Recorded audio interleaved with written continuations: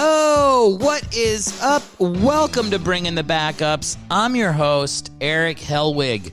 On the show today, you will hear me interview Jesse Eigner from the Braised Bits podcast and hear me take a really weird pause before I said that last sentence. Also, we're talking about backup quarterback Kellen Clemens.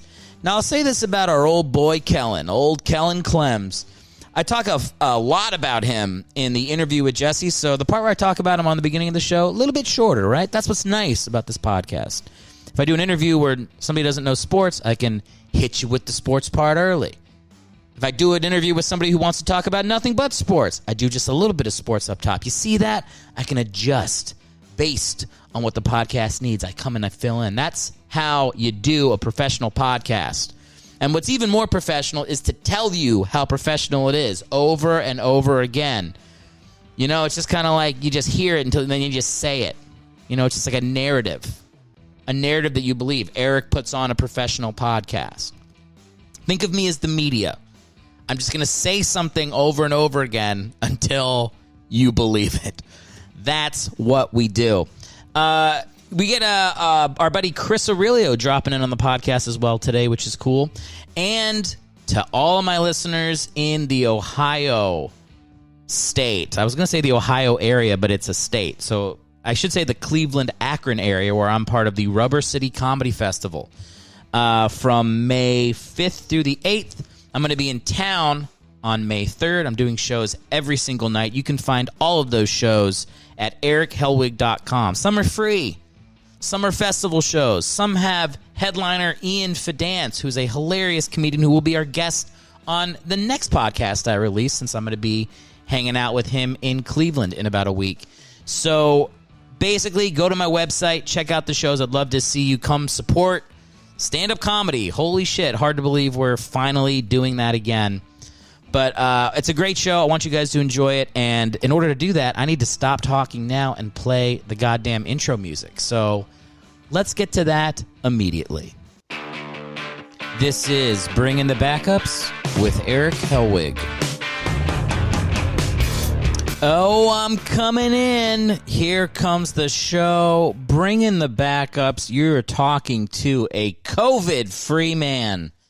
That is right. Second COVID shot in the books. Book it up, everybody. I'm done. Man, it feels good. I cannot wait to get out there and participate in group sex. That's going to be something else. Am I right? Huh? Who's excited? Who wants to get down? People are going to go crazy, right? I mean, that's what we should do. I'm not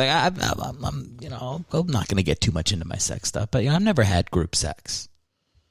But if there was ever a time to start, wouldn't it be wouldn't it be after everybody gets their second COVID shot? Wouldn't that be the time? You give it the proper 2 weeks. All right, I'm not an animal. Give it the proper 2 weeks, and then it's bang time. All right, everybody's looking for holes. That's what we should be doing. That's what I'm going to be doing. I'm going crazy. Oh my God, I'm going to go to a restaurant. I'm going to take my mask off. I'm going to have soup. It's going to be fucking nuts.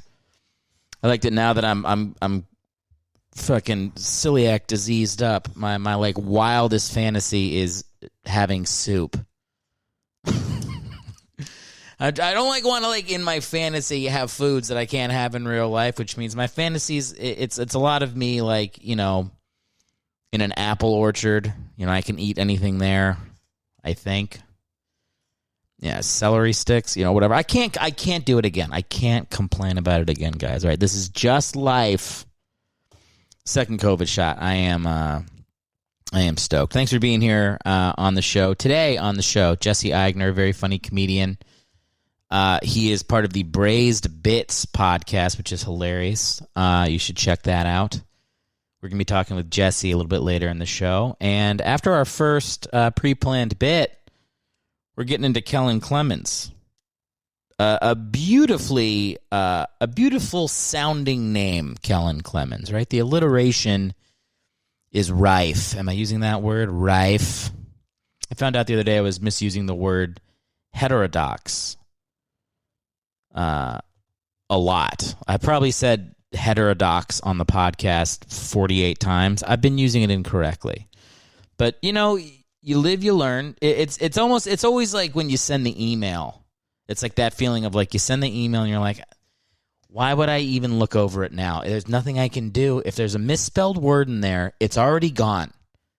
Okay, God has sent it. The God I don't believe in. There goes half my listeners. The God I don't believe in has already commanded it be read by somebody else. Why look over it? But I always do. Then right in there, it's the word receive. E-I-I-E. I don't know. But whatever it is, I put it in wrong every fucking time. I need a less creaky chair. Can you guys hear the creak in the chair? You can probably hear it. You know what I do? I do a lot of the pen clicking. I got to make sure that stops too. I got a lot of habits. You guys like a podcast where the host just complains about habits? Thank you to the Astro League podcast. I had a great time on that show. You guys can follow them on @Astro League Podcast on Instagram. It was I'm forgetting the dude's name, but he was very cool, very nice guy. He's in Australia, but they were really into fantasy football. I don't know if you guys knew this, but Australia is the only other place I've always been like, why would I go to Australia? It's like so far away. Like, what do they really have there that, like, I need to see? Well, like, what needs to be 3 days of my life and traveling and jet lag for a week to go to Australia? But then I found out it's the only other place in the world where they call football. Like, you know what I mean? Like how, like, soccer is football everywhere else. In Australia, it's soccer. Soccer is soccer. And football is football. That alone, I was like, maybe I'll live in Australia one day. That was like the best thing I've learned. I also learned Tasmania is a place and not just the origin for a Looney Tunes character. I learned a lot on the podcast. It was a good time. It's fun because he like knew football better than me, but he's like, "Hey, mate," like he's got that whole voice that to me is just somebody's just like in my mind. I live in the Truman Show, so it's just he's doing that voice, and then as soon as he hangs up the phone, he just talks like me. He's like, "All right, we got Eric to think that Australia is a real place," but no, he's got the whole voice. It's a fun podcast, and he actually knows his sports more than me. He knew more about like the draft coming up. Every podcaster I talk to on Instagram or Twitter, we all like chit chat back and forth. Got a little community going on. They're all like really into the draft. Everybody's like, "Hey man, yeah, we'll love to have you on. I'd love to have a comic on my show after the draft, because the draft is where we all get in a circle with our draft boards and watch each other masturbate and then miss the draft completely." Like football nerds love the draft.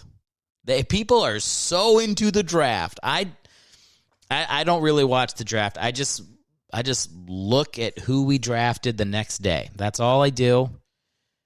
Like what is me being outraged gonna do? I think I watched the draft where the Eagles drafted McNabb and people booed.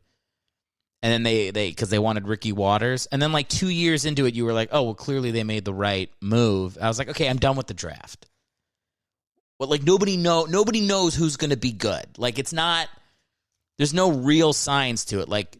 The Chargers thought Ryan Leaf would be awesome. So you don't know shit. You could just close your eyes, hope that the experts are right.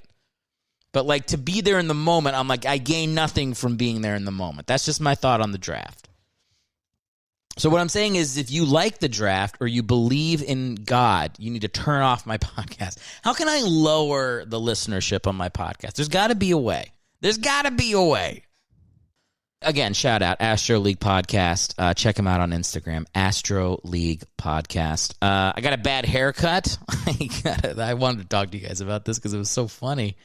I went to go get a haircut. First haircut in a while. During quarantine, I think I got one haircut early, and then about halfway through the pandemic, I shaved my own head.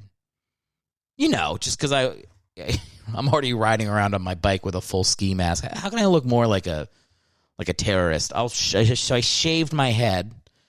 And then this was like, okay, my hair was going long. Like, I was like, okay, it's time to get a haircut. It's safe, blah, blah, blah. Went to go get a haircut. And man, oh man, I won't name the place in LA, but they butchered my do. Oh my God, I came home and my wife was like, you look like a piece of shit. Like, because there's a delicate balance. Like when somebody gets a bad haircut, like, do you say it? But I really respected my wife for being like that. Almost immediately, that's the worst haircut I've ever seen. Because I had an idea it was bad. You know, it's like, but after a fresh cut, you know, I got the shampoo. I was like, oh, you know, maybe it'll look fine. You know, like you get used to it. It grows out a little bit.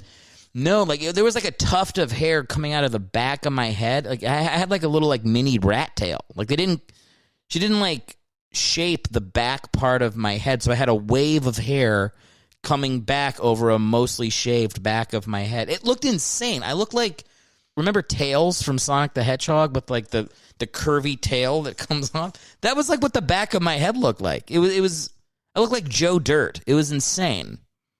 I just showed her, and all I did for the haircut is like I just showed her photos of my hair 2 years ago. I was like, yeah, just make it like this.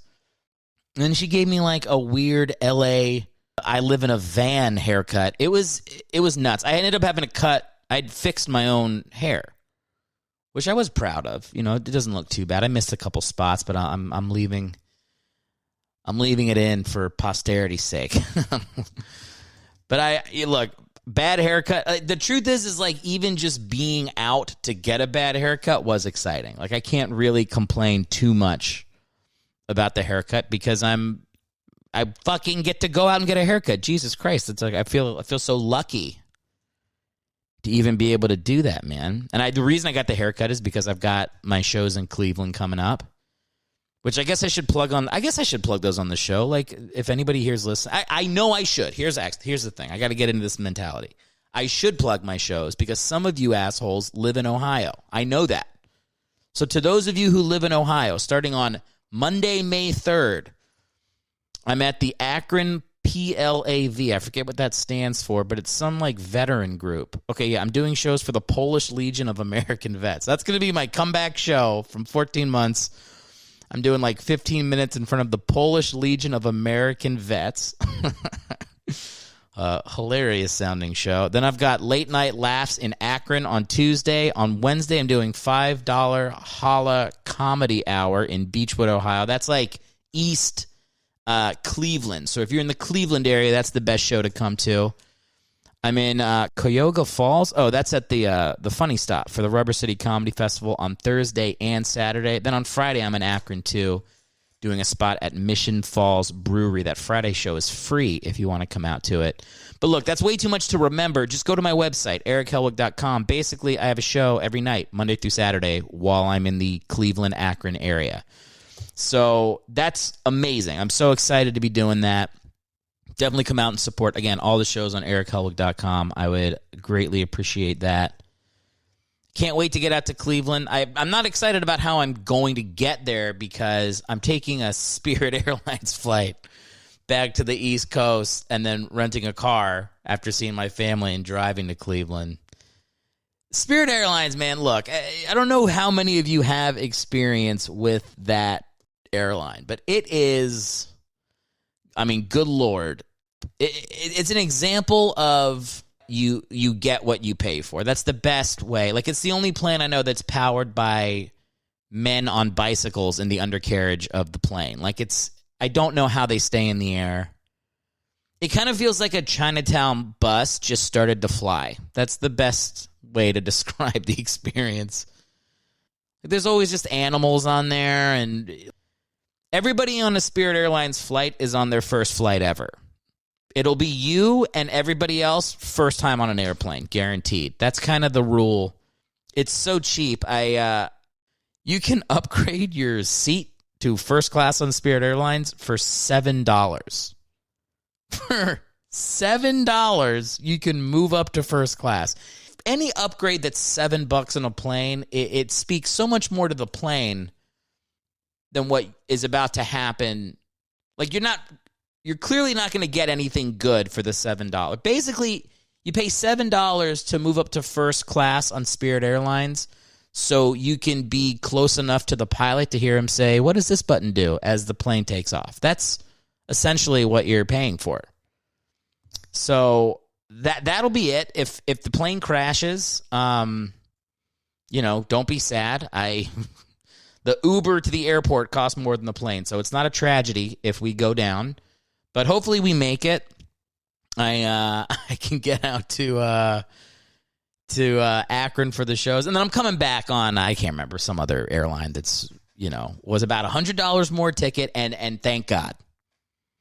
All right, the Spirit airline trip fit with my schedule better. That's why it got booked. But I'm not a wealthy man. I've had my fair share of Spirit experiences, and let me tell you something, man. They are memorable for all the wrong reasons. So, looks like Spirit won't be sponsoring the podcast. That's all right. They don't do sponsorships.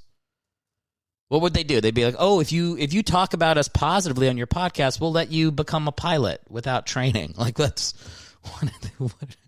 would they offer? Their flights are worthless. Oh, my God. Well, anyway, let's get to our first pre-planned bit of the show. We're going to do that right now, and I think you guys are going to like this one. One of our old friends is coming back to say hi, so enjoy some time with an old pal.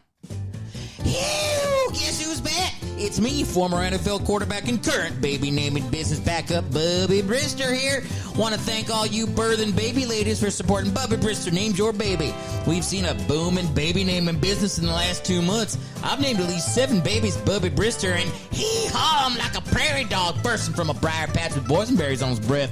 Bringing the backups, and Bubby Brister Named Your Baby have been the best of buds and are helping me buy a horse. Once I learn to ride, I'm going to hop on old Bubby Brister's back and ride off into the sunset. Hee-hoo! Now, don't take my word for it. My sister-in-law, Jenny, has been along for the whole ride, and she's seen it happen. Ain't that right, Jenny? Bubby. Jenny, tell the people out there how Bubby Brister Named Your Baby's been a hit. Bubby, you know the deal. What's the deal, Jenny? The deal is you can't mention Bubby Brister Names Your Baby anymore. And why is that? Bubby. I'm just curious why I'm not allowed to mention Bubby Brister Named Your Baby to you. Bubby. Jenny. Because in exchange for you not mentioning it, I'm naming the baby Bubby. Hello! You heard it here first, folks. That's one more Bubby Brister coming at you. Another happy customer. Ain't that right, Jenny? Bubby. That's Bubby Brister Named Your Baby. Now naming horses, too. You can find me at Napster or at our new office located in the kitchen of the burned-out Denny's off Route 17, catty-corner to Old Man Brown's slaughterhouse. Also, you can just scream Bubby Brister real loud and I'll hear you. This ad for Bubby Brister Names Your Baby is approved by Tulsi Gabbard for president. Tulsi, no more endless war. All right. Tulsi and Spirit Airlines are 2 sponsors for the podcast currently. Bubby Brister, good to have him back on the show. But we're not talking Bubby on this episode, all right? We're talking Kellen Clemens. Kellen Clemens. And by the way, my guest, Jesse Eigner, who's coming on in about 10, 15 minutes-ish. He had a lot to say on Kellen. Here's the thing. When I asked Jesse to do the show, Jay Eigs, by the way, if you want to follow him on Instagram and Twitter, he's a fun follow. He was like, "Oh, let's do Kellen Clemens," because Jesse's a huge Jets fan. But when I look at Kellen Clemens' career, you could really make the argument that he is a Charger more than he's a Jet. Look, he was only on the Jets for 5 seasons. He was on the St. Louis Rams, San Diego Chargers, Los Angeles Chargers for 8 years. So, but the thing is, it's weird because it's like they were all different cities, right? He was in St. Louis. Oh, wait, no, hang on. I got this wrong. The Rams are a different team. What am I saying? Is this a football podcast? He was on the Rams for 3 years in St. Louis, who then moved to L.A. Then he was on the San Diego Chargers for 3 seasons, but then he moved to L.A. for 2017 to be on the Los Angeles Chargers. So, okay, look, I guess he is. I guess New York has the biggest claim to him, right? 5 years in New York, 3 years in St. Louis, 3 years in San Diego, 1 year in Los Angeles. All right, I stand corrected, self. I stand corrected, me from 45 seconds ago. But I will say this. He played the most when he was with St. Louis. That was where he got, in 2013, he got 9 starts. He got 8 starts in 2007 with the Jets. And And he did pretty bad. 5 touchdowns, 10 interceptions, a quarterback rating of 60.9. Not very good. And then basically didn't play again in any heavy action for 7 years. Jesus Christ, 7 years. Yeah, he like fully hibernated. Like he ate pine cones so he wouldn't poop and just fell asleep in the team locker room until 2013. And then he played a lot better. That was for the Rams. Last year in St. Louis, it looks like. Maybe. One of the last. No, I don't know. I'm just talking. Who cares? But he threw more touchdowns than picks. 8 touchdowns, 7 interceptions in 9 games. Quarterback rating of 78.8. That is mediocre. Completion percentage right under 60%. All right.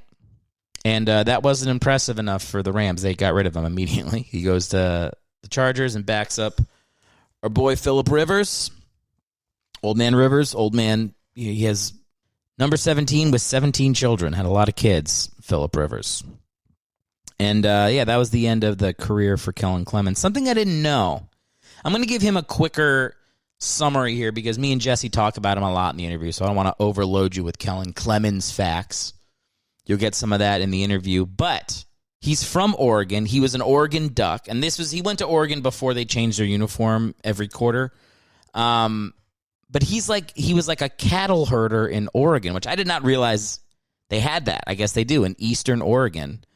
His family had a 3,500-acre ranch where they own over 100 head of cattle. So he was like that movie, The Ranch, but in Oregon. I thought Oregon was like I thought like half the state was Antifa, and then the other half was the Proud Boys, and they just meet in Portland. I thought that was the whole setup there. But apparently, there's people from all walks of life.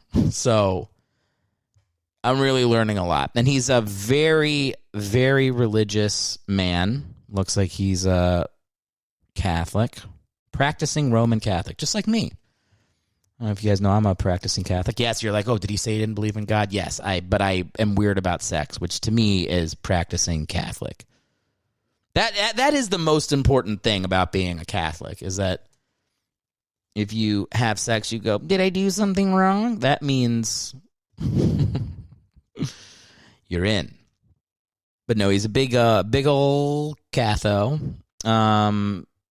Has a bunch of kids, 4 kids. Well, that's how many kids my parents had.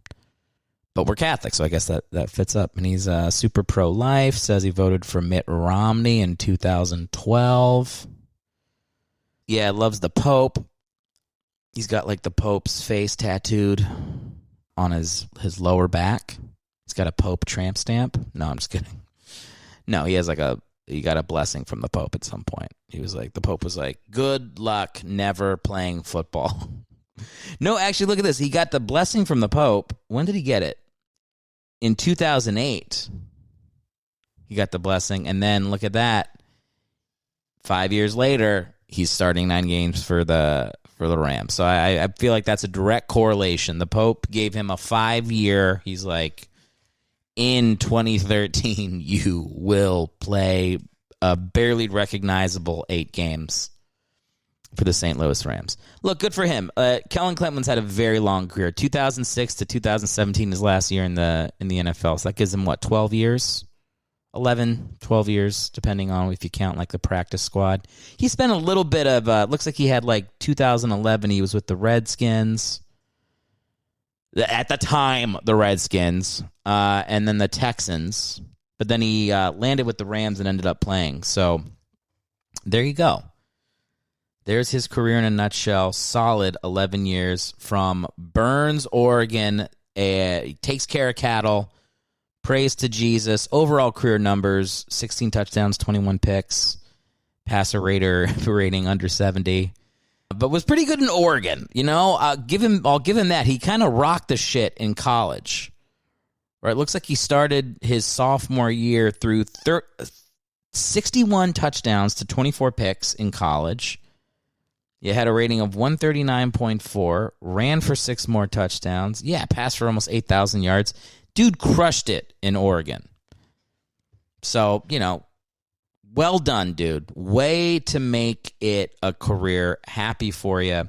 We're going to go to our next pre-planned bit. After that, we're going to get ready to bring Jesse on the show. So enjoy the next thing we have for you here. If you want something done right, you need to do it yourself. Unless it's telling your audience how to support your podcast, because that shit gets old real quick. I think you should outsource it. And that's what I've done. Welcome to My Friends and Family Plug My Show. These are real people with real reasons why you should support me. I hope you listen, I hope you hear, and I do hope you support. Hi, I'm Chris Aurilio. I was Erick's roommate in New York City for 5 years, and we stayed great friends. Now Erick has asked me to remind you to support him because of all the experience I have reminding him to do things, like the dishes, or to turn off the oven when he's done using it, or closing the apartment door when he leaves. So please, and I don't want to have to tell you this more than once, go to his website, erichellwig.com, where you can buy merch, like great t-shirts and hoodies, especially if you have a roommate like Erick who keeps borrowing yours. You want me to write this down so you don't forget? I could leave a note or something for you. It's erichellwig.com. Go on there and sign up for his newsletter, and be sure to follow him on social media. Keep listening to the podcast and tell your friends about it. But if you have a roommate, listen with headphones. Fuck you, Chris. No, I'm just kidding. That's Chris Aurilio. Give him a follow on social media. And yeah, everything he said about supporting the show, you guys know what to do, huh? Help me out. Jump on that newsletter. 5-star reviews. I got a bunch of 5-star reviews. It's weird. Like, some weeks I'll get like 15 or 20, and then some weeks I'll get none. I'm sure it's based on me, like, promoting more. I'm saying that, like, obviously. Like, there's weeks where I really go crazy trying to get people to listen to the show, and then sometimes I'm like, let's just see how far my work has carried me. And then those weeks, you know, nobody listens. And then the weeks where I just annoy people, where I just go, listen to me. They, I get a bunch of reviews and shit. But let's check this one out. Diddy0424 says, very good podcast. We'll definitely be listening more often. Okay, pretty bland on that review, if I'm being honest. It's like, you feel free to color it in with some details on the show, but, I'm not gonna beat you up for it. Thanks for writing something. Very entertaining and highly recommend. And that's from Jordan, better than LeBron, always and forever. Okay, well, I like the handle. Anybody that's going to go 90s over current, you got the right podcast. Joe's Talk, at Joe's_talk. Great podcast, a must listen. It's professionally done with high quality sports content. A must listen if you're a sports fan. All right. Thank you. Thank you, Joe. And I think this guy wrote one. Philly guy in VA. Such a great idea. From the moment I came across this podcast, I was mad I hadn't stumbled upon it sooner. Highly recommend. Well, Philly guy in VA, if I see someone steal an idea for this podcast in the coming months, I'll know it was fucking you, dude. So don't even try it. It was my idea.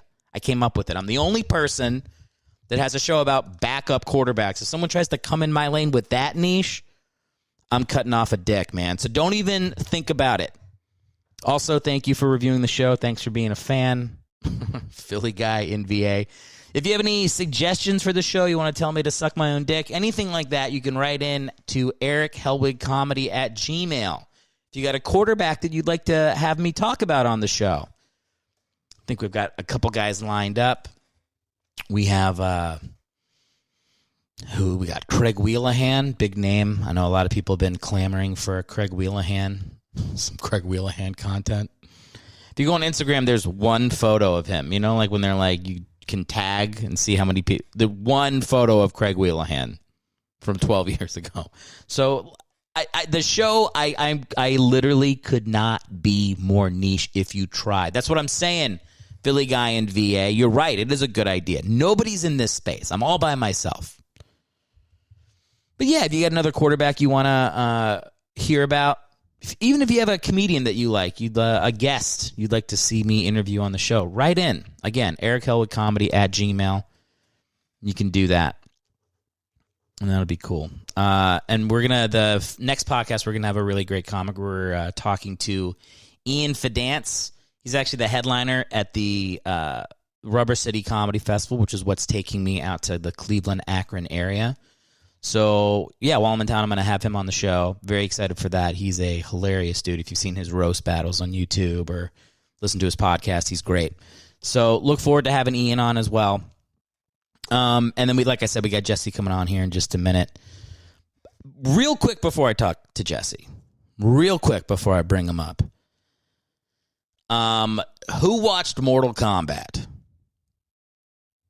I'll wait. I'll wait for you to talk into your phone. I did. Oh my God. Mortal Kombat was amazing. Mortal Kombat is the feel-good movie of 2021. There's a scene in there. Look, spoiler alert, okay? I'm saying it now. Spoiler alert. There's a scene in there where someone gets sawed in half, where I jumped onto my couch and fist pumped like the Eagles won the Super Bowl. It was so cool. They did, and the whole movie is like, you're literally just waiting for fatalities. That's it. Anything beyond that is great, but it not expected, you know? Because even like everybody makes fun of Mortal Kombat Annihilation. That was the 97. That's the only movie I ever walked out of, by the way, was Mortal Kombat Annihilation 1997. My favorite character was Johnny Cage. They kill him in the first 5 seconds of Annihilation. I was like, I was like 12. It takes a lot to walk out of a movie when you're 12, and I did it. That movie sucked. I've never even seen a movie. I just watched the first 5 minutes, walked out, and I've seen people making fun of it online, and I've seen clips, and I'm like, oh my God, it got worse. It got worse from the 5 minutes I saw where they kill the best character in the movie, and it's like corny, and the CGI sucks, and everything's green screen, and the fighting is terrible. But yeah, everything is I've seen since online from that movie has confirmed me walking out of it. And look, I love this Mortal Kombat movie, even though they don't have Johnny Cage in it. All right, they didn't put the white guy in the movie. It's a down year for white men starring in Asian karate movies. All right, I'm not going to go that direction on this podcast. Mortal Kombat was so good.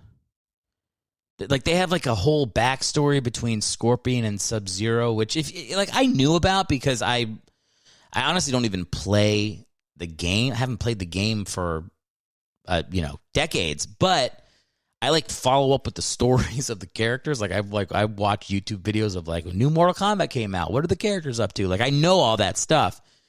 So the fact that they the beginning of the movie, it's like a beautiful. Yeah, it's like an Asian indie art house flick. I'm like, this is so cool. And then the violence in it is just I love the cinematography. You feel for the characters in it.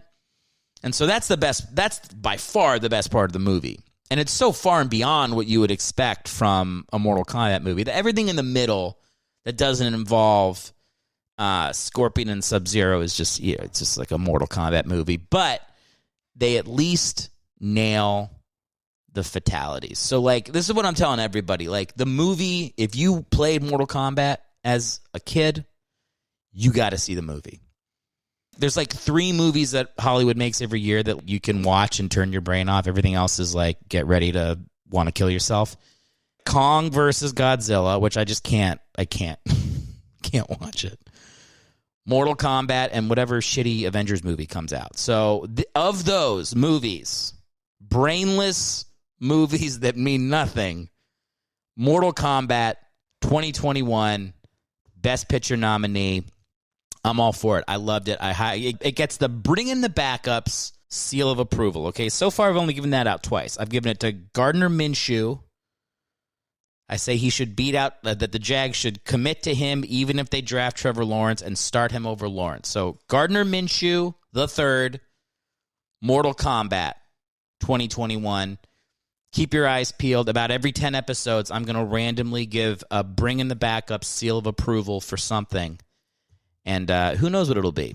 But right now that movie is, I've gone to sleep every night thinking about Kung Lao's hat. And that's a very specific reference that only people who've seen it know. But Buzzsaw metal hat is the coolest thing I've seen since everybody in the world started dying. So thank you, makers of Mortal Kombat. And Johnny Cage is coming back in the second one. So look at that.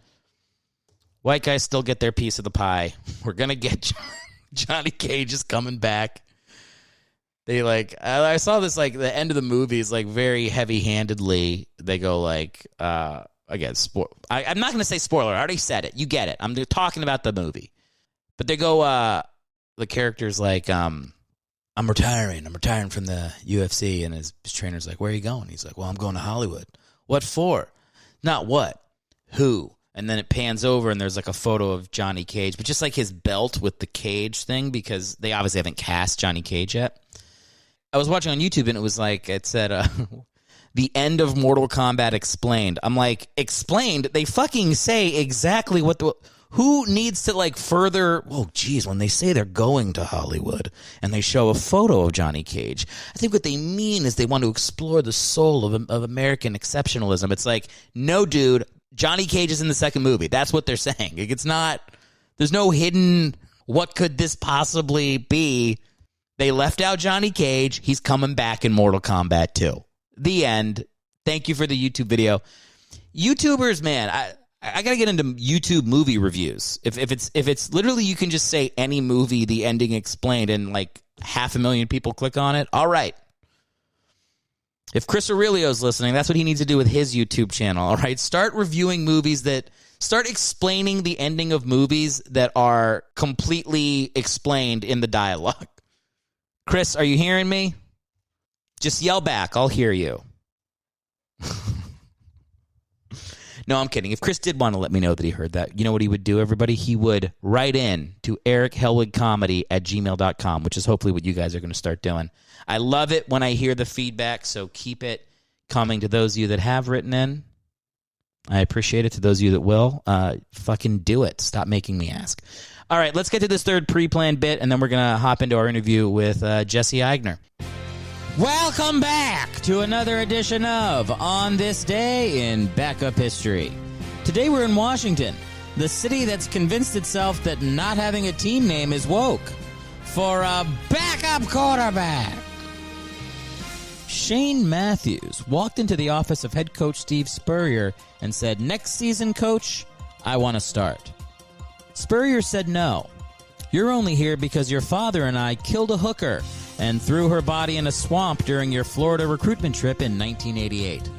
Matthews was shocked, but then remembered all the times in college when his father would park the car at the lip of the swamp near campus, hold binoculars to his face, and methodically comb the murky waters for hours, all the while quietly whispering to himself, "Not today." All right. Listen, so I do these pre-planned bits a couple months usually before I air them. And because I edited Jesse's interview a little bit before and just adjusted for sound, I happen to know that during the interview I also referenced killing a hooker. I didn't know I would reference that twice in one show. Okay, that just kind of is the way it worked out. But let me go ahead and make a statement now before I play the interview for you. I've never killed a hooker, okay? So I just want to put that out there. The fact that I've mentioned it twice comedically by the end of this podcast is just happenstance. All right, let's move forward. Jesse Eigner, this is the worst intro he's ever gotten, by the way, is a man assuring his listeners that he doesn't kill hookers. Jesse Eigner is a friend of mine. He's a comic in New York City. He's also the co-host of the Braised Bits podcast. You can find him at @JIGS on Instagram and Twitter. Enjoy our conversation. We had a great time. Just wanna be a mini me. All these just wanna be a mini me. All these just wanna be a mini me. Friend of me, any me. All these just wanna be a mini me. All these just wanna be a mini me. All these just wanna be a mini me. Friend of me, any me. All these just wanna be a mini me. All these just wanna be a mini me. All these just wanna be a mini me.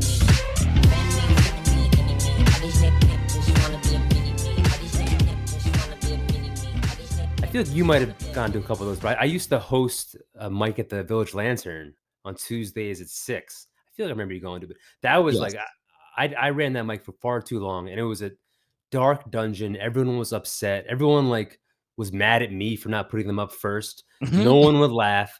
but I sneaky just enjoyed the pain of it because it was like it made you prepared to bomb anywhere, and like it kind of like made you sharpen up certain bits. I kind of like I enjoyed it in a weird, like, dark way. Yeah, I did go to that mic, and it god awful. That was not a reflection on you, but it's, you know what it was is like that's back for you. I think we started around the same time. I really started taking stand up seriously like 7 or 8 years ago. Those first couple years, there's a value in going to those hell rooms and just really bombing. Like I remember just really miserable Karma Lounge mics for a couple years where you're like, you just felt like you were in the bottom of a pirate ship, and there's you waited like 18 hours to go. You're like, how's this mic going all night? Like you walk out, there's a different president. Like it was really hard in the beginning. But those Tino mics, loved it. He would bring his own snacks. Dude, it was like, I remember one time, I think I might have told this story on the podcast, so forgive me, listeners, if you've heard it before. That is my favorite podcast lingo. I do this all the time. My podcast is, I probably said this already. I feel like there needs to be an edit together of every host of saying, I probably said this already. I probably said this story already. I say that so often. Well, because it's impossible to know. Like I'll release an episode and someone's like, hey man, I love that bit with your cat. And I'm like, I don't have a cat. What did I say? I don't know what I said. I released it yesterday and it's out of my mind. Yeah. So who the fuck knows what I said 6 months ago? But no, I one time I went to do you remember Tom Lisi by any chance? He was a comic back in the day. I don't think so. All right. So he was like an open micer when I was an open micer. And we went to a baseball game, and I remember we like sat down in the first inning, and my wife texted me, and she'd been saying she was going to try stand up. She's a comedic actress, writer, and I think she'd just been watching me do it and liked that I was feeling like some creativity from it. So she was like, I'm going to try it. And so in the first inning, she's like, I'm doing a mic. I'm going to Karma Lounge. And I showed it to my buddy and was like, all right, let's see how she feels about this. And then like in the third inning, I get a text. She's like, I'm here. I'm like, okay, great. And then like in the fifth inning, she's like, this is a long wait. And then in the seventh inning, she's like, you got to be fucking kidding me. Oh my God. And then right as the game is ending, she goes, I'm never doing stand-up comedy again. And so I saw her whole arc happen in the like 2.5 hours of a baseball game. That is hilarious. That's the classic open mic emotional roller coaster. I just did my first open mic since November on Friday, and I got there first. It was a lottery mic, and ended up going like second to last. And people who like came in off the streets, that he would throw their name in the bucket and then immediately pick the name out of the bucket and they would go perform. So it was just it makes you stronger, but open mics were brutal, absolutely brutal. I haven't done a lot of them since I came out to LA. I've been like holding myself to just trying to get on shows. And I mean, that said, I did a bunch of virtual shows during the pandemic, which I don't feel is that different from an open mic, if I'm really honest with myself. Sure. Yeah. It's humbling. There's no question there's a value in it. It's like, yeah, you got to find the ones where you can really try out new material and let stuff bomb. But I feel like that's the journey. Right.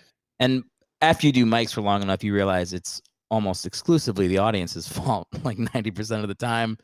Like once you've been doing it for a couple years, but like that, learning that in the beginning is so hard. Yeah. You have to learn it. You have to fail to actually learn it. You have to bomb. Sure. You have to put yourself through that to actually take it in. How's your LA comedy journey been? I feel like you've been out there for like 2 years now. I've been out here 3 years if I count the pandemic year, which feels unfair. So I want to say 2 years, but yeah, it's going good, man. I mean, I had a weekly show, which you did a bunch, Barely Making It, which great show. I think is still going on in New York. Now they've obviously the Creek is gone, which sucks, but they moved it to a new venue. But I started doing that show out here. So that's how I just met a lot of comics. And yeah, I was honestly starting to get up a lot more right until the pandemic started. And then that was that. Right. It's good, man. It's a very different scene here. Like you really don't do more than a show a night. Like you can, but you're just going to sit in traffic for like an hour and a half. I'm stressing out. Yeah, it's not like New York where you used to be like, I can hit this one at 6:45. I know the host here. And like, Yeah. I remember getting off of work in New York at 6 or 7 o'clock at my job and hitting 5 mics and still being home by like 10. Right. Like you'd like plan out your subway route and be able to like. Yeah, I did that the first 2 or 3 years for sure. But Yeah, you get burnt out. And at a certain level, like you went through that, but now I feel like you don't need to do that. You don't, one show a night is good enough. You're just because at least when I was doing it, I was bombing at 3 or 4 of those mics. Like you're really just learning the pain and like not to be afraid of it. But yeah, once you're not afraid of it, you're like, okay, I can synthesize my process down to do like a spot for 10 minutes somewhere, and I'll get everything out of that I would have gotten in. Yeah. Did you do improv first or stand up? Did improv, man. So I actually started when I moved to New York. I was 22. I did stand up a couple times, and I got like scared of it. This was when it was really mean. This is when like people like would just rip your asshole out from your open micers mouth. And I'm just like, what, dude, I'm 22. Like I moved here to do comedy. I'm an asshole. But yeah, I had a couple of those experiences where I was like, man, this is hard. And like, I'm living in New York. I don't know anybody in New York. I was squatting in a condemned building. Like I was really living like a very makeshift, barely alive life. And then I took an improv class and I started like hooking up with a girl in it. And I was like, is this what improv is like? Like, I'm just going to like have sex and hang out and like, we're going to sing songs. I have to pretend like I like musical theater. But besides that, it's really not that bad. Sure. So I ended up falling into improv and sketch. And then I got like a commercial actor. So kind of like I did that up until I was like 27, 28. Got it. So the barely making it name is real. You were barely living in New York when you moved here. You were barely surviving. Yeah. I remember where it's from. Or is it just the fact that we're no, but I mean I think it applies to every single person besides Michelle Wolf. Yeah, I mean I don't remember how we came up with that name, but I mean that was really in the very beginning of me doing stand-up, was hosting that show. Yeah, that's the way to network. That's the way to meet people, because it's tough. You don't at open mics. Some people are competitive. Some people like don't want you to give them tags or give them critiques if you don't know them. Everyone's kind of thinks they're better than each other. But if you have someone on your show, it's like an olive branch. You're like, I think you're funny. Come do my show, and then that opens the floodgates of friendship. The floodgates of friendship. Exactly. I don't know when did you start your podcast? I wanted to ask you that. Lance, Parker, and I started Braised Bits. We're on our 71st episode. We started last October around Halloween time. Okay. I feel like this is the new thing to get good at. Podcasting? Yeah. Like, I just think because even when I started mine in the pandemic, so it was August last year. And when I started, I was like, oh, I think I'm too late. Like, I feel like everybody that's gotten something from this. And then I was reading like, only like 3% of America knows what a podcast is still. Right. Like, it's still like a very small percentage of people, I think, that actually know about it. And that percentage keeps growing. So even when I feel like, oh, this is like everybody and their dad has a podcast. No, I feel like the room for growth is actually huge. And I think we're all going to feel it when people actually have jobs again in the next few months, that there's going to be a need to listen to something in their car. Absolutely. The commuting, 100%. The podcast for me has been huge the past year without be able to perform consistently. Just being able to have like a weekly thing to do with Lance where we just riff and bullshit. It's saved me this past year of like one consistent comedy outlet to have. How have you managed like not doing real stand-up for a year? Are you seeing that like bleed through in any other ways in your life? I'm literally bleeding. I feel like it's affected me mentally. I'm bleeding from the inside out. I'm like angrier. I'm a worse person. I'm seeking attention from my bodega person when I give him a coffee. If I crack a bit, if I don't get a laugh, it's really affected me. I feel stand up in a certain way was an addiction, like up until the pandemic. Like I was doing it every night. I needed to do it. It was my entire ego. And once I stopped doing that, I lost a lot of self-worth and purpose. I feel the same. I don't know, man. I'm gonna do a festival in May, which is now 3 weeks away, and I'm like, do you ever have? I don't know if you have things where like you go to sleep, like just fantasies. Sure. Where like I used to have one where I was like, I was a quarterback for the Eagles in 1993 against the Lions in the playoffs. Yeah. And like I used to I thought about that for like 5 years. I would fall asleep just pretending to be Rodney Pete. And like, like I see Holly Robinson Pete waving to me from the stands. But like that has been replaced in the last month with just me just thinking about being in Akron doing a comedy festival in front of 30 people. I cannot. I think about it every night when I go to sleep. Love that. Yeah, I got avails a couple like last week for the Lantern because New York just opened up doing stand up, and just seeing the avail email made me emotional, made me almost cry. Like Yeah. It feels so like it's surreal still because this past year has been unbelievable, but it's very surreal that we can hopefully start getting to do stand up again. I think the crowds are going to be awesome. I think they're going to be better than ever. I think the people are going to be so excited to be there, appreciative of live entertainment. I'm very excited for it. I think in the beginning, the crowds will have never been better, and my stand-up will never have been worse. Exactly. So I'm really interested to see what that feels like. Yeah. To have no comedic timing and be like crying the first time I hear somebody laughing. It'll be awesome. I need to get good at stand-up again. But I feel like some friends are like, yeah, once you tell me when you have a show, like, no, I need to get good first. And then I'll start inviting people to shows again. Yeah, it's not like riding a bike. Like I knew how to ride it 5 years ago. I'm sure I'll be fine. Just hop back on. Like, yeah, it takes if you stop for a little bit, you're gonna feel it, let alone Jesus, 14 months? Yeah. 15 months, yeah, whatever it's been, yeah. Yeah. Look, speaking of crying, we should get to the Jets, right? Oh my God. How do you? I mean, I didn't even think about this until right now, but you guys just traded your guy, Sammy D. How do you feel about that? Were you a believer? Did you think like he had a shot with a new system to do well? I was a believer. It was a delusion. I'm a delusional Jets fan. I thought that Darnold was being held back by Adam Gase, and that he showed some flashes last year.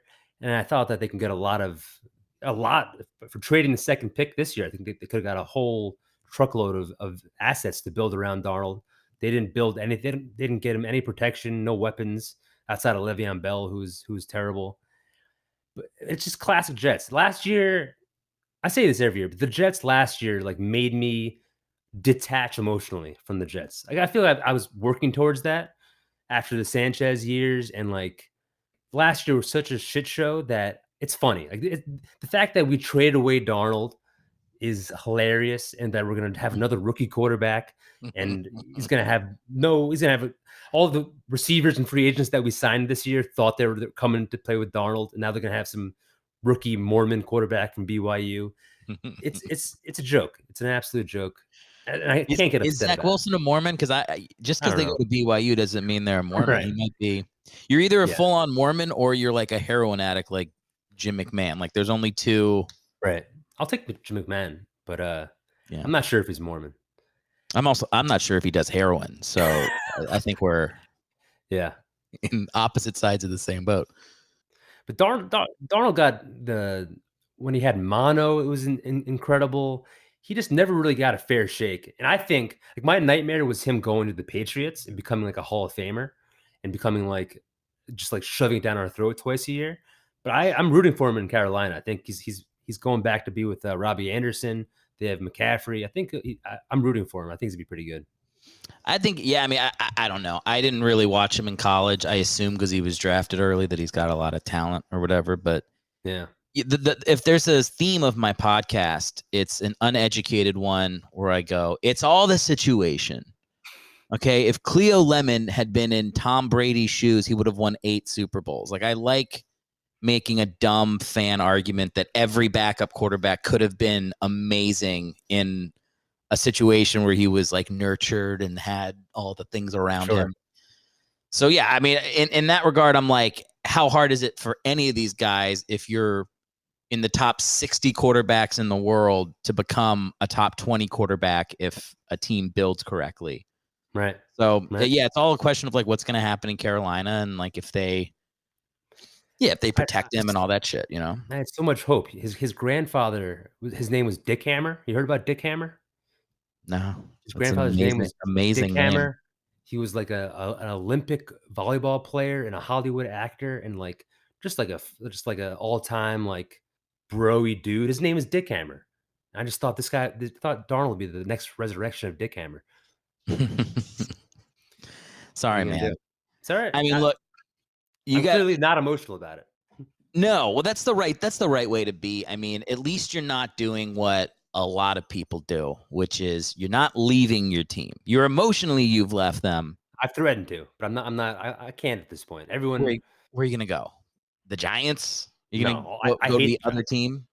all my friends growing up are Giants fans. And that was part of it also. Like the Giants passed on Darnold. They got Saquon Barkley in that draft. And I kept like going, how could you pass on Darnold? Daniel Jones is a joke. Yeah. I'm not going anywhere. I'm a Jets fan for life, unfortunately. Yeah, man. Look, the Eagles weren't that far behind the Jets in futility until a couple years ago. Nick. And then Big Dick Nick. Yeah. He's the guy. But then classic Eagles somehow just don't ride him for at least one more year after that. I'm sorry. You are walking. You brought up Darnold. You're walking into my sweet spot here, man. This is the reality of being an Eagles fan, where half the fan base is like, "Oh, well, it was the right move to stick with Carson." They just play like nerdy, smartest guy in the room. I never played football analyst, and it's like, okay, he won the fucking Super Bowl. Nick Foles won the Super Bowl. Period. Beat Tom Brady. Yeah. Like, I don't care. As an Eagles fan, it would have been nice if they had stuck with Nick Foles and just been like, we're trading Carson Wentz. We'll get what we can get for him. If he goes and wins 4 Super Bowls with some other team, okay. But we won the Super Bowl with Nick Foles. He threw 27 touchdown passes and 2 interceptions in there's something about this, the midnight green, and this dude is magic, and we're not going to fuck with it. So we're going to have him still throw to like the slowest receiver in the world in Alshon and just see how we're going to ride this train into hell. We won the Super Bowl. So now we're going to die on it. That's the fan perspective, but it's also the correct perspective because like, I don't know whether it's because Nick Foles kind of sucks or he elevates as an Eagle. Either one doesn't matter. If the rest of the team wants to run through a wall for him, then like, I love that what's team. The discussion? I love that team. Yeah, it was amazing, dude. And people on the podcast I know have heard me talk about this. Pretty much every guest I've had for 16 episodes, but it was a big fuck up, and it pissed me off too. I when people were like, Carson will figure it out. Like Carson's a tough guy. He can handle it. And I'm like, there's a fucking statue of the other guy. He's got to walk by the guy's statue. Oh, I feel like I knew that, but didn't really clock that. They actually built a statue of him outside the stadium? Yes, there was a statue of Nick Foles at the stadium after they got rid of Nick Foles and committed to Carson Wentz. That's amazing. I'm just like, how does that work? Like it just feels like you don't understand human nature if you're going to put anybody. I think Carson Wentz is kind of a pussy, but like, whatever, a football pussy, which means a million times tougher than me, but he's not Ray Lewis. Sure. So like, but any person would not deal with that. Even if you think you're dealing well with it, you're not. And if like whoever the GM or like the nerdy stats guy, like say they're doing the analytics and like Wentz is projected to be a lot better. Who cares? Just appease the fans. Make the fans like you just won a Super Bowl. Just do the easiest decision. Just ride the magic a little bit more. Can I have some joy in my life? Yeah. Like what's wrong with that? Dude, if the Eagles went 6-10 with Foles the years after they won the year after they won the Super Bowl, I would have been okay with it. I would have been like, we would have been losing. I would have been like, hey, we won the Super Bowl. And then he'd have 2 comebacks in the season. I'd be like, this is the greatest feeling. I just wanted to see him play quarterback. That was it. Absolutely. So it really was a fuck up in every way. And I thought pretty obvious it would go wrong. The statue thing just blows me away. It would be like if, like, I love my wife, but if there was like a statue of the dude that she was banging like in the kitchen right before me, and I had to walk by it every day, like even if I told myself I was okay with it, the first time we're having a fight, I'd be like, "You got to put the statue right where I see it." We'd fight about the statue. It's right there. That's Gotta throw a sheet over it so I can like get a fucking sandwich. That's hilarious. It's so dumb. I think it reminds me a lot of when the Ravens won the Super Bowl, and then they were like, "Let's get rid of Dilfer," and it's like, now you suck. Now you suck because you didn't realize that Trent Dilfer completing 40% of his passes for 80 yards and winning the Super Bowl still won the Super Bowl. Right. It made the defense play better. Like that. I was saying this with my last guest. It's like he used to like go run his like apartment errands while the Ravens were on offense and then wait for the defense to come back on. But like, if that's the team you got, if that's what you built and it goes all the way, then you just ride it. You ride 100%, 100%. Managing the offense. Sanchez did that for like, when we won 3 years, right? Yeah. AFC championships, 2 years. He was the first 3 years. He was solid. He was just a game manager. He wasn't trying to do too much, but it ended up they built around him. They like got Braylon Edwards, Antonio Holmes. They got Damian Moore, one of the big linemen. You got to build around what you got. Was Sanchez really that bad on the Jets ever? Like, when was he? I don't know how much of a cliff he really fell off of. He started getting exposed once the defense got worse, and that he started to have to, like, the offense needed to start controlling the games. He threw so many picks. He couldn't read any defenses. If he had like a shoddy O-line, he wasn't a playmaker. He needed people around him to kind of lift him up. Yeah. Rex Ryan had great defenses those years. They're unbelievable. He didn't have to do much. Revis, Bart Scott, Cromartie, it was solid defenses. Do you remember when Rex Ryan, like, they found out that his wife would take feet videos? And that story got broke by like a New York paper. Absolutely. And I remember thinking, why would you do that unless you want the Jets to suck? Because it's like, clearly that's where he gets his. Why would the papers do that? Yeah, like, do you remember like the good old days when like JFK would kill 30 hookers and like nobody would say anything because they're like, he's got to be president. This is what he needs. Yeah. I'm not saying we should kill hookers anymore, but definitely if it's just some dude making videos of his wife's feet, it feels weird to make that a thing that he got made fun of for. I don't know. I always thought they should have just buried the Rex Ryan feet thing. I think it was hard because his first season was on Hard Knocks, and he was so outspoken and so everything was out there. Like, he said we were going to win the championship his first year.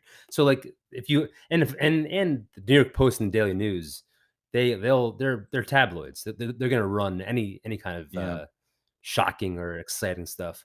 But I think he got a tattoo of Sanchez like the second year on his arm, riding a motorcycle. Oops. Yeah, and then he had to have it like reshaped into a foot. Yeah. Yeah. Do we even want to talk about Kellen Clemens? I mean, I looked at his Wikipedia. I mean, he existed. He was a relatively high pick. Second round draft pick out of Oregon. He had a good career at Oregon for sure. Yeah. He just sticks out to me because he was like the backup quarterback of I know you had previously somebody on who talked about Glenn Foley. Yeah. He was like a little before my time. I remember Glenn Foley from NFL Blitz. He was like the quarterback in NFL Blitz. But for sure, Kellen Clemens just he was there for like 5 seasons as a backup for the Jets. And it just feels like a classic backup. Like, I feel like there's certain levels of backups where you have a backup quarterback and you're like, if our number one guy goes down, we have a chance with like Teddy Bridgewater, or we have with Joe Flacco last year with the Jets was a decent backup. But like Kellen Clemens, you just knew if Sanchez went down, I think he was drafted. We had Chad Pennington. If Pennington went down, we have no shot with Kellen Clemens. It was kind of just like you were able to just breathe. Like, I love his name, Kellen Clemens. Yeah, it's a great he's got name. A lot of alliteration in there. Yeah. But I agree with your premise though about backups that it depends on the situation. He got a raw deal. He came in with Pennington, and then I wrote some of this down. I wanted to come in my due diligence. He came in, and then After Pennington, Brett Favre came in for a season while they still had Clemens. Favre comes in for a year. Then they draft Sanchez. And then they bring in Mark Brunell as the backup to Sanchez. And they kept Kellen Clemens around for that. Clemens doesn't go anywhere. I feel like he enjoyed being a backup. He might have. I mean, I don't think I don't think a lot of people will admit that. Everybody goes like, I want to play. But, I look at the McCown brothers and I'm like, maybe you don't want to play. Like, you get to play till you can be a backup until you're 42 because you only take like 30 snaps a season. So, right. Somehow Josh McCown parlayed that into being like in his later years, like a quarterback whisperer. Like he got paid $10 million for the Jets. So he actually had a decent, he had a good year. One season. Yeah. And then when they got Darnold, they kept him around. And then didn't the Eagles bring him in, or did somebody else started brought our him playoff game 2 years ago? Oh my God! Oh yeah. Who's this? Why was he starting? Who got hurt? Who do you think got hurt? Wentz. Wentz got hurt. Yeah. He got like hit in the back of the head and was like, "Take me out." He checked out of he's old self-checkout Wentz. Checked out of a playoff game. I know we're not supposed to say that. We're supposed to say like it's the right thing to do to go like, "Take me out, coach. That hurt." But in the I don't know. In the playoffs. Oh, in the playoffs. Jay Cutler did that also, I think, in an important game. And then the camera just pans to him the entire time, smoking Jay Cutler. At least Wentz has like the face of somebody who's upset he's out of the game. Jay Cutler has like just permanent douche face where he just like just never looks like he cares. Right. That's kind of why I enjoyed Kellen Clemens, because he never seemed like he cared, but he knew his role, and it also just like, I don't know, he was never showed an ounce of being good, but we kept him around for like 6 years. Sometimes sometimes it helps in the quarterback room to have somebody, I guess, who like knows the system or whatever. And I mean, he didn't play at all. He played a little bit in his second season for the Jets, and then he basically didn't start. I'm looking right now. Game starts. He went to the Rams. He played more with the Rams in 2013 and did like okay. He threw more touchdowns and interceptions in 2013, which is the only season he did that, it looks like, in extended time. Yeah. But for the Jets, he just had the 8 games in 2007, and then he started 1 game in 2008, 2009, and 2010. That's it. So like he was really, I think he was really more like their third string quarterback. And I guess if you're with a third string, it makes sense if you might as well have somebody that's been there a while to like you said, like help at least like know what he's doing in practice. Like that's the guy that has to. But it shows what kind of guy he is. Like, why wouldn't he want to get out of there, like, go somewhere else with change of scenery? I don't know of any other third string quarterbacks that kind of like stay on one team. That's why I loved him. He's like, I'm chilling. I feel like I'm good in the quarterback room. Brett Favre is here for 1 year. We got Sanchez. Like, people like me. I got a cool name. I rock number 11. I like that. What I try to do with the podcast is find those guys who did, because with backups, you're like, most backups play on 13 teams over the course of 2 seasons, and you don't really associate them with any one place. But there are guys out there that have an extended run somewhere or have like a moment. They came in the playoffs with this team and won a game, and everybody was like, oh my God, this guy's great. And then he sucks the next year. Right. Yeah, the only reason I picked Kellen Clemens is because you recommended him when I asked you to do the show. Because I think he's unique. He's unique, yeah. Because I'd say like Chargers fans would probably make the same argument for him. They'd go, oh, he's our guy that stayed around for 8 years and only really played in 1 season. Yeah, he made $7 million, I think, over the course of his career. Has anyone done Matt Barkley as a backup quarterback? I feel like I saw like Bill's Twitter like going nuts that Matt Barkley like left the Bills or signed somewhere else last year. I didn't even know like he was on the Bills, but apparently he played in a couple of important games. I knew he was on the Bills because he was on the Eagles, and I kind of liked him, but he threw a lot of interceptions. Like I think there was one game where we do like 4 picks in a half, which you have to be trying to do that. I mean, look, it works out. Look, Ryan Fitzpatrick has made that a real thing. Like that dude's cleared a lot of money. lasted a long time in the league by just having like 3 or 4 miracle games every season, usually as a backup coming in behind somebody else. Right. I think he's probably going to start for the Washington football team, which is wild that they're going into a season thinking that he's going to be the starter. A huge mistake. What they should do, look, I feel an obligation to all backup quarterbacks. I always have to, this is how I evaluate a team's quarterback depth chart. I say, who's the most backup-y player on that list? Whoever that guy is, he's been wronged. And that's it. I work backwards from that. So currently for the, I almost said Redskins, the Washington football players, it's Taylor Heinecke, man. The dude rocked out in a playoff game, almost beat Brady, Super Bowl champion Bucks. Right. I would start him, and I'd let Fitzpatrick back up him. He definitely deserves a shot. It's hard to gauge with these backups. It's like, is it like when they show a glimmer, it's like, how long do you ride them for? Like if they show a glimmer during a game, like once the starter comes back, like when Tom Brady was the backup to Bledsoe when Bledsoe went down. And I think it was Mo Lewis from the Jets who knocked out Bledsoe. And it's like, you just got to ride what you got. But like, it's backups. I love the premise of the podcast. It's a fascinating subject. It's fun because you get to pretend like you have an educated opinion about like what what could have happened if Mo Lewis had pulled up and just not hit, not murdered Drew Bledsoe. He almost died from that hit.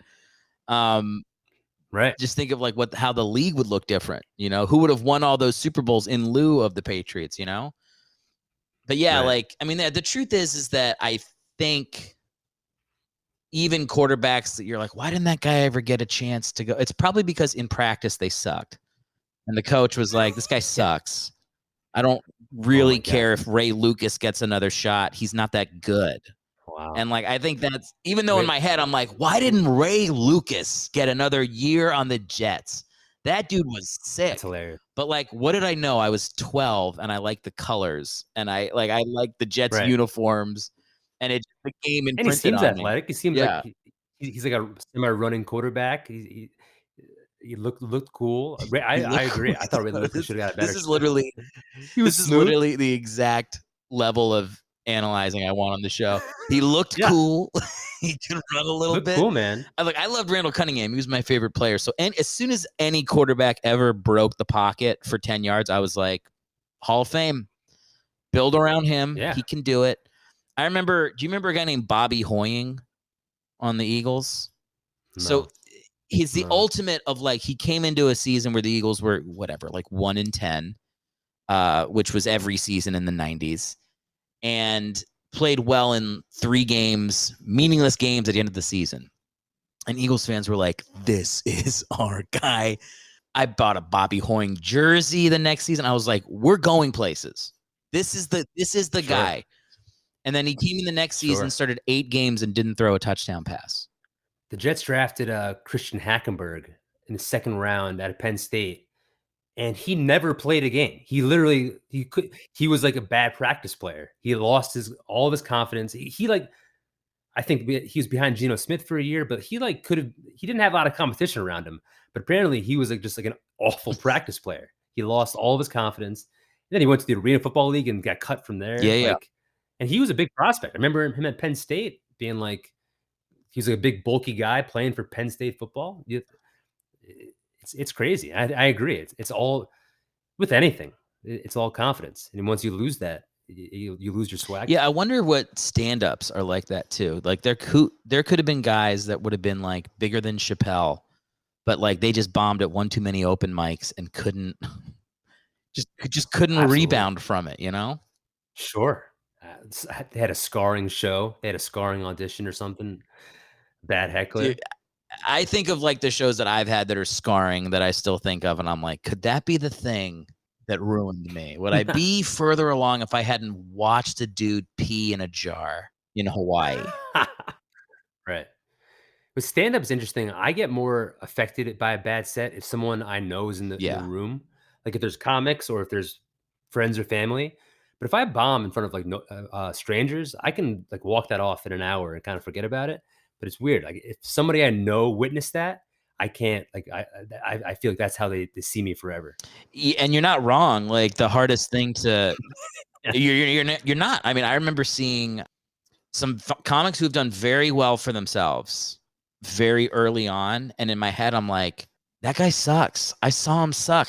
I saw him suck 12 years ago when I first moved to New York, but that was the first time I saw him, and I was going up after, so that's just what imprinted.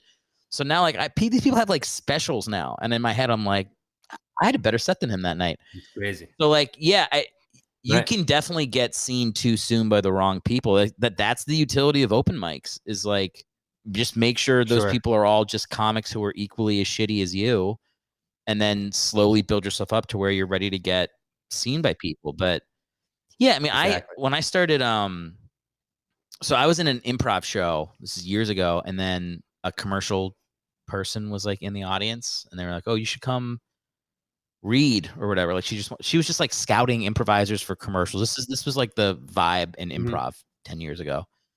And she like brought me in to read, and I'd literally like never done commercial copy and like I didn't like know where to look. So I just like read the paper like I was like a sixth grader like doing a history project.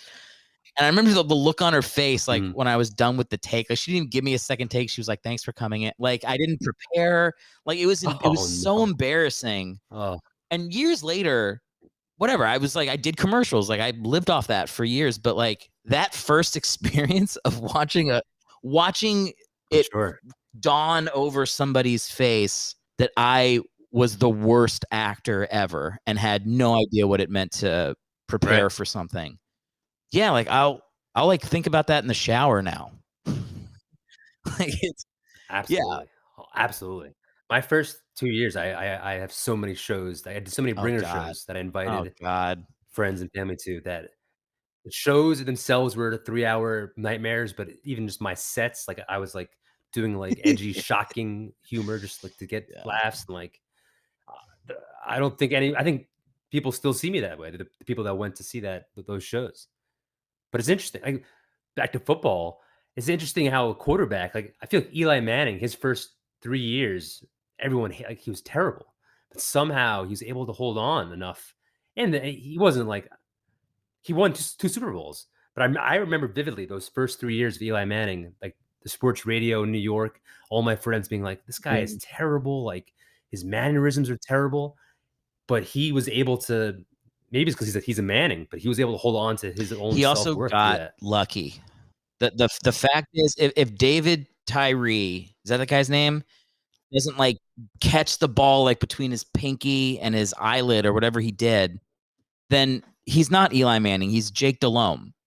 It's amazing how a starter in the NFL, how you could perceive someone as a starter and how quickly they can like fall to be perceived as a backup. Like Blake Bortles now is like considered a bum. Trubisky hasn't really gotten a second chance yet, but Geno Smith, Jameis Winston. Geno Smith got punched into being a backup because wasn't he going to start that season? Dude, he's going to start. Everyone's so Geno Smith out of the starting lineup. That's what happened to him. I believe it was over $300. It was over $300. The guy who punched him, he wanted Geno to come to his charity event during the summertime, and he bought his plane ticket, and Geno never showed up. So the guy wanted Geno to pay him for the plane ticket, and he went up to him and said, "Where's my money?" And he said, Geno was like, "I'm not paying you." And he punched him out. Good. I mean, sorry, dude. That's a dick. That's a dick move. That's a real dick move on his part. So, like, absolutely. Geno's the only backup I can't really have his back on the show. Should have paid that dude his money. He's a dickhead. And he was probably because wasn't it like it wasn't a starter that hit him? It was like a backup guy. It was like he's like a special teams linebacker, like defensive linebacker. Yeah, so like Geno Smith probably Geno Smith was an early pick. He probably had a lot more money than that guy too. So it's like it's really out of line to not pay him back. It's out of line for him to not go to the charity event after saying you're going to go, and then not to. And I'm pretty sure it ruined the guy who punched him's career also. Now he's just labeled as the guy who punched out Geno Smith. We don't even know his name. We don't even know his name. And he was on your team, and you don't know his name. No. Yeah.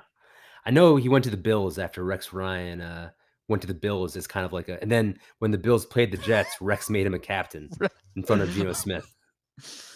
Rex is such a prick, which is a man. hilarious move. You guys should. He is. I don't know why he's not. I think a lot of coaches, when they take that TV job, they're like, oh my God, my life is so much easier. Like, but it always bummed me out that Rex Ryan didn't go back into coaching. He was so much fun.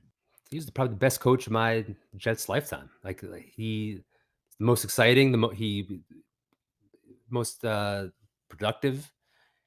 He backed up his big talk. I think he enjoys the TV. I don't think he's gotten an offer, but I think he enjoys the TV gig because he doesn't get held accountable for his crazy takes, and he can say whatever he wants.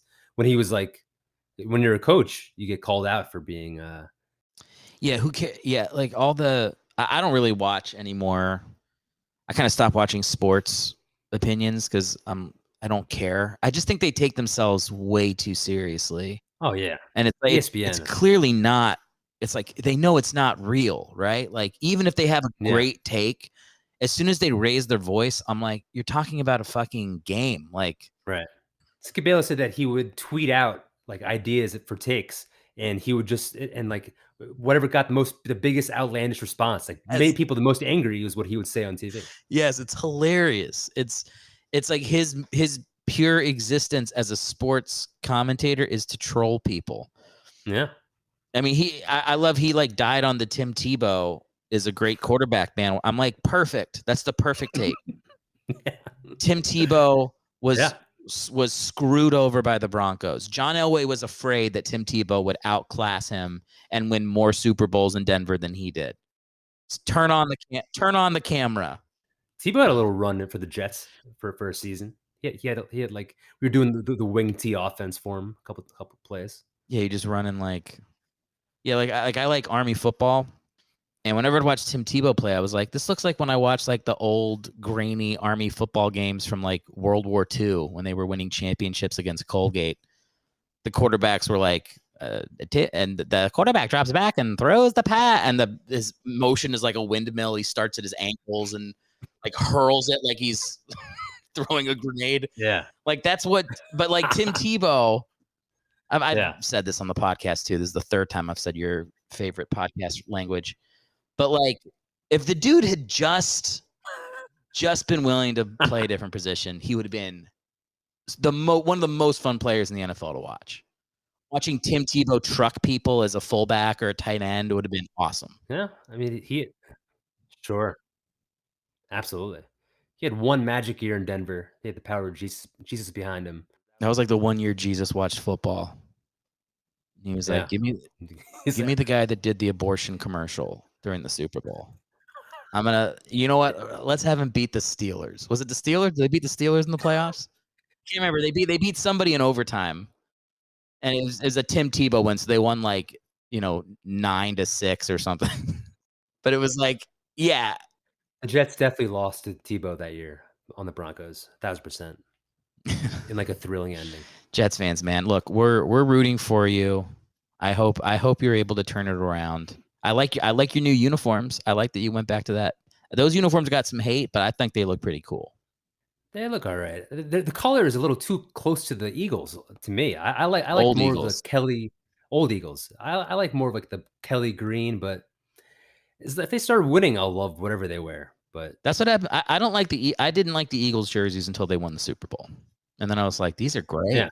But I still think the Eagles should go back to what they were wearing in the 90s. But I also think that about every single team ever in any sport should just wear what I watched them wear when I was 13. Me too.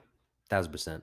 Yeah. All the old jerseys that I have as a 5-year-old, they should wear those jerseys. Yeah. The Keyshawn Johnson, John Abraham jerseys I still have. And they should wear the names of the players that I remember on their backs. Even if it's LaShawn McCoy, he should wear Ricky Waters' jersey because that's the one I bought. And that's what he should. It's for us. At the end of the day, they're entertaining us. Yes.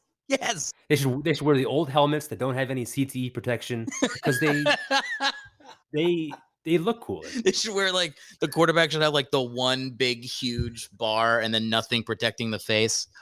I miss the kickers who used to do that. John Hall and the Jets used to wear like a 2-bar face mask. It was awesome. He would wear a helmet too big that would be like, it was a great look. I'll never forget John Hall, the way he wore his helmet. Yeah, it was great. It was less no HD, no replay. We just took it for what it was. We enjoyed it. Yeah, the Astro turf, that was like really bad for people. Yeah. That was crazy. The ugly ass. Every stadium was like just a big, ugly cement circle that housed like 30 other teams. Yeah. The MetLife's a dump. MetLife, the turf is apparently not good. A lot of people got injured there last year. I didn't even realize that. How could that still be a problem now? Because like they have such technology to get like really good fake grass that's like better for people. It feels like you have to go out of your way to have a shitty playing surface in 2020. It was crazy. Like 3 straight weeks, somebody like tore their ACL, and the Jets were like, "We tested it out. We had our scientists come, and it's fine." You're just a scientist in like a bright green just mock juking on this running in pace on the turf. Nothing's happening to me. You like watch a Jets game. There's just a bunch of like dudes in lab coats and beakers, like pouring shit in from one container to the other. Like, we have a team of scientists here to make sure the grass doesn't come up when you run. It's wild. Look, man, it was great having you on the show. Your level of analysis of players is exactly where this show. That's what we go for, man. Like you just hit the nail right on the head. If something looks cool, that's what matters. And so I just, it was really great having you. And I hope all my listeners go support your stuff. I appreciate it. Thanks for having me. This is a blast. I do a weekly podcast with New York comic Lance Parker called Braised Bits. We had a lot of sports references. We do a lot of food talk. We talk a lot about, we rank foods, talk about hot bits. Just a lot of good banter. You can find it anywhere you listen to podcasts. All right, cool. Well, look, thanks, Jesse. We'll have you back on, all right? Thanks a lot, man. Appreciate it. Thanks for listening to the show. If you'd like to support us, visit erichellwig.com, where you can follow on social media, join the newsletter, visit the merch store, or email me directly. If you're on Apple Podcasts or iTunes, rate us 5 stars and write a review. If not, just subscribe from your preferred podcast platform. Lastly, if you know someone who would enjoy our content, please tell them about the show. That's erichellwig.com for all things backups, and we'll see you on the next episode.